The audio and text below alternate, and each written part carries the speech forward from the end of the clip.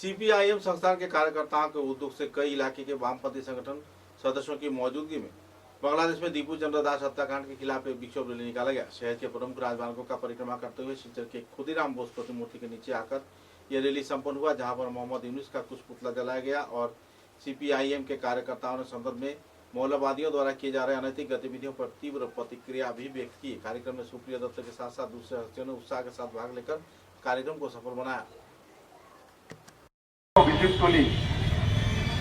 तार जी मुस्लिम मौलवादी साम्प्रदायिक शक्ति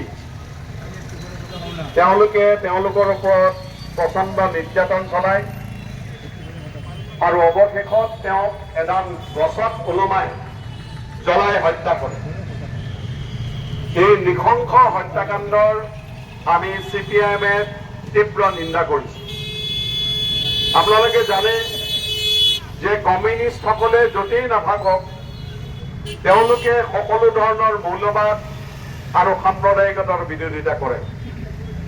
এই কাৰণে বাংলাদেশত অইন পাৰ্টিয়ে সাহস নকৰিলেও বাংলাদেশৰ কমিউনিষ্ট পাৰ্টি সিপিবি বাংলাদেশৰ কমিউনিষ্ট পাৰ্টিয়ে দীপু চন্দ্ৰ দাসৰ হত্যাকাণ্ডৰ বিৰুদ্ধে যিডাল গছত তেওঁক ওলমাই পুৰি দিয়া হৈছিল, এই গছডালৰ তললৈ গৈ এই হত্যাকাণ্ডৰ তীব্ৰ নিন্দা কৰিছে আৰু এই মৌলবাদী শক্তিবোৰৰ বিৰুদ্ধে ঐক্যবদ্ধ হ'বলৈ বাংলাদেশৰ জনসাধাৰণক আবেদন জনাইছে।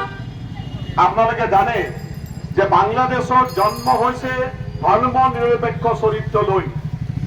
পাকিস্তানত বাংলাভাষী মানুহৰ ওপৰত যি অত্যাচাৰ হৈছিল তাৰ বিৰুদ্ধে বাংলাভাষী মুছলমান আৰু বাংলাভাষী হিন্দু ঐক্যবদ্ধ হৈ ব্যাপক আন্দোলন গঢ়ি তুলিছিল। ভাৰতবৰ্ষৰ চৰকাৰে তাৰ প্ৰতি সমৰ্থন দিছিল।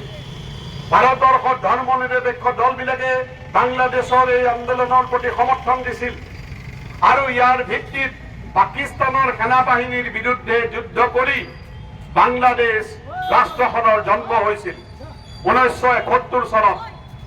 এই বাংলাদেশ তাৰ জন্মৰ পৰা চৰিত্ৰ ধৰ্ম নিৰপেক্ষ, কিন্তু আজি বাংলাদেশত যিবিলাক মৌলবাদী শক্তি, এই মৌলবাদী শক্তিবিলাকে বাংলাদেশৰ যিটো ধৰ্ম নিৰপেক্ষ চৰিত্ৰ এইটো সহ্য কৰিব পৰা নাই।